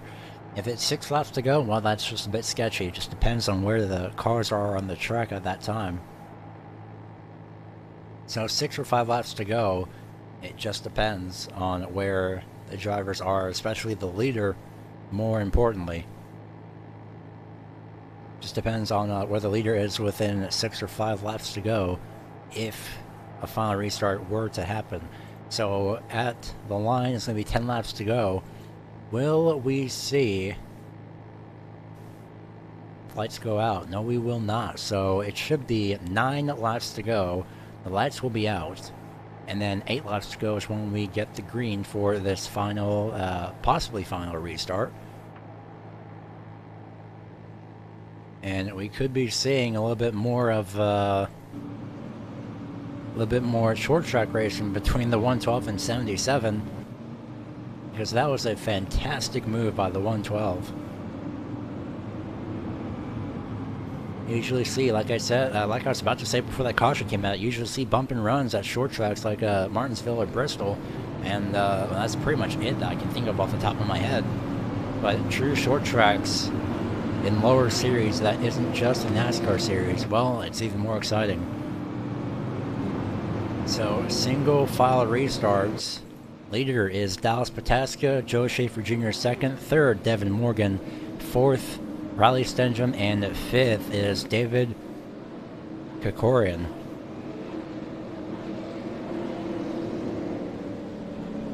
Pace car going to pull off this time around. I'll see what Stenjum does. Green flag, 8 laps to go at the line. And already Stenjum makes a move to the inside. The 112 Morgan gives him room. And caution is back out. That was the last restart to 27 of Leduc. I'll see what happened off of turn 1 here on the restart. Leduc in the corner, checks up for the 7, tries to move out of the way, and the 18 gets in the back of him, spins him around.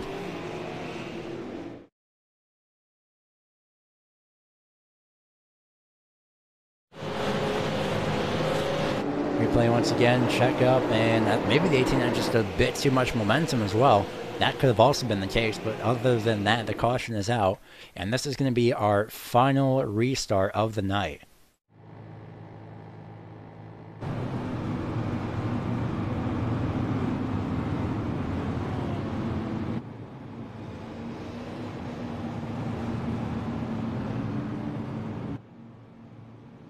So right now we have 6 laps to go. We should be going green, I am assuming, with 3 laps to go. We will find out when the pace car lights go off. The pace car lights go off with 5 to go, which is this time. Then we should be going green with 4 laps to go. So getting the lap confusion just a bit. So this time by, lights are still on, 4 laps to go. The next time around that we cross the start-finish line, if the lights go off then, it is a 3-lap shootout. Now if it's 2 laps to go, that's going to be insanity, but it's going to be exciting insanity, and this is going to be an interesting finish as well.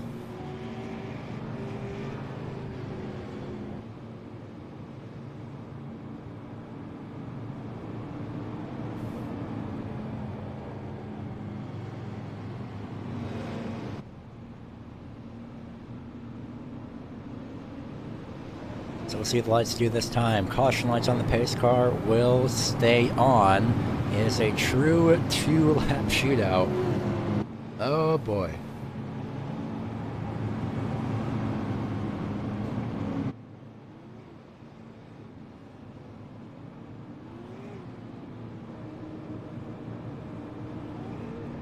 Well, we are going to double check that calculation just to make sure. Yep, a true 2-lap shootout. If the lights go out this time, and they should be going out. All eyes are on the pace car at the start-finish line, expecting the lights to go out, and they will go out. 2 laps at New Smyrna. Dallas Pataska restarts first. Second, Joe Schaefer Jr. Third, Devin Morgan. Fourth, Riley Stengham. Fifth, David Kikorian. Will Joe Schaefer Jr. be able to make a last-ditch attempt to get back up front? Can he time the restart perfect to stay behind Pataska and get to the inside? We'll find out right now as the pace car pulls off. This time, Pataska gets going. Schaefer does not right away. 2 laps. And all right, down to the inside. It's going to be Stengham to Morgan for 3rd place. No wrecks have happened, which means we will definitely get the white flag and finish under the green. Dallas Pataska takes the white flag this time by.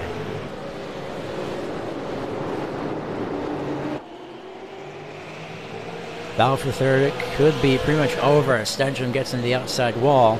Dallas Pataska comes across the start-finish line off of turn number 4. He will win the super late model event here at New Smyrna. Second, Joe Schaefer Jr., and third is Devin Morgan. Congratulations to Pataska on that exciting finish. We'll get an interview with him in just a few moments. What I'm doing is celebrations first, of course, and let everyone else finish. He's actually going to head to pit road instead. Well, that's a first. Brandon Stamp, I don't think he even knows that he won. He probably does, though. It's just taking a while to set in. Probably doesn't want to damage the race car, though, during celebration. Just wants to save it. Other than that, though, the final results here are Dallas Pataska, Joe Schaefer Jr., Riley Stengham, David Kikorian, and Devin Morgan 1st through 5th. Andre Fiorni, Dante Curtis, Gareth Gonder, Ryan Doucette, and Ryan Matthews are 6th through 10th. That may be incorrect, and unfortunately it was, because timing errors were absolutely wonderful. So it's Dallas Pataska, Joe Schaefer Jr., Devin Morgan, Riley Stengham, David Kikorian, Andre Fiorni, Dante Curtis, Sean Hatfield, AJ Rogers, and Samuel Roush, your top 10. 11th through 20th is Kyle Souza, Chris Canfield, Ryan Matthews, Adam Jocelyn, Keith Jeffrey, 11th through 15th, Justin Leduc, Gareth Gonder, Chris Forrester, Dallin Clark, and Brad Carpenter, 16th through 20th. Your final 4 that did qualify were Russell Brown Jr., Tim Bills, and Ryan Doucette. Fred Morrow, Mark Royer, Drew Krybick, and Ty Majeski unfortunately did not qualify to make it in. We'll get an interview with Dallas Pataska pretty much right now once we drag him in here in just a couple of moments.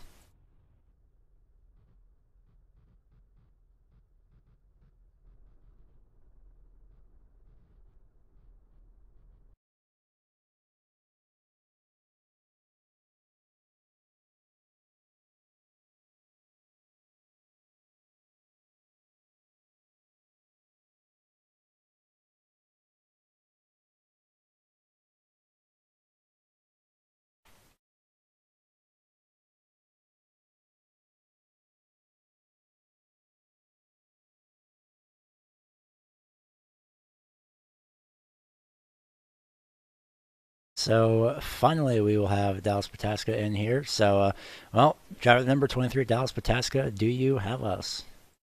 Yes, I do. Well, congratulations. You just managed to survive to the end of the race after a great restart. And, well, just walk us through your entire race, essentially. Well, I knew after Monday night in the first race that the car had good speed in it. We weren't quite sure leading up what it was going to do. Those answers were kind of answered Monday, and we've been refining it. So overall, it's pretty good. I knew once we had the pole, usually that's our weak point at Dynamic Autosports in terms of our super program. So after getting the pole, kind of knew that we were in a good spot, and it was just a matter of what the race set did. Made a couple adjustments, and it turned out to work pretty good for the most part. The weather and the wind had some interesting impacts on the car, but at the end of the day, it was still rock solid. Felt great, and it's always good to beat a former series champion and Joe Schaefer. Yeah, it's definitely a little bit of bragging rights there as well, since I believe it was last season that he won that series championship. But either way, you did manage to come away with the win. So, how was the handling on the racetrack over the course of the race? Well, it seemed like there was a fair bit of wind throughout the race that seemed to kind of throw a wrench in handling. A lot of tight to snapping loose conditions, but overall it was somewhat consistent. It seemed like on cold tires or heat cycle tires, it took a few laps for the handling to really come in. Um, we didn't really get a whole lot of runs to see what super long run handling was going to be like, but I was pretty confident there. But overall, not too bad. It was a little bit loose, a little bit tight, so really got everything in there tonight. Yeah, you definitely got so much to the point that you did manage to win this race as well. So, before we let you go, anyone that you'd like to give a shout out to for that win here tonight? Yeah, I'd just like to thank everybody back at Dynamic for all the support and everything with this super program. It's been a big culmination of a lot of different progress being made since I don't know if quite a few months ago. I'd also like to thank you guys for putting on the coverage and Matt for putting this event together for everybody. Well, we thank you for your time, and we hope to see you in a similar position tomorrow night. All right, thank you.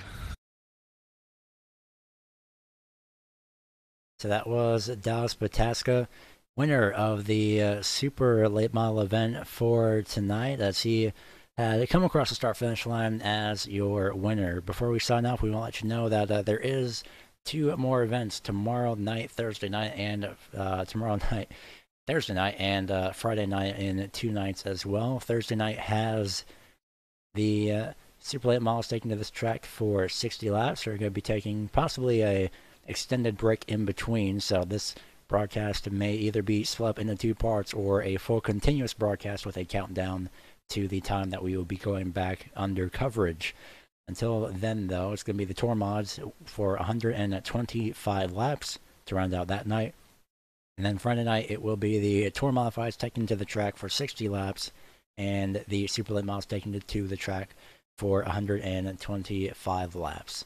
Congratulations to Dallas Pataska once again on his race win here tonight, and we hope to see you all tomorrow night. We thank you all for watching, and we hope to see you once again. Good night.